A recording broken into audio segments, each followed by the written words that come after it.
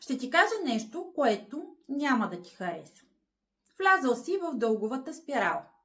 Натрупал си кредити и сега не можеш да ги плащаш. Много хора ще ти кажат, че няма проблем, че ще ти помогнат, че едва ли не с щракане на пръсти задълженията ще изчезнат. Истината. Имаш проблем и той няма да се реши магически. Взел си чужди пари и те трябва да бъдат върнати. Това е единственото реално решение. Какво можеш да направиш? На първо място не се кри от кредиторите. Говори с тях. В повечето случаи ще ти предложат варианти за облекчено изплащане.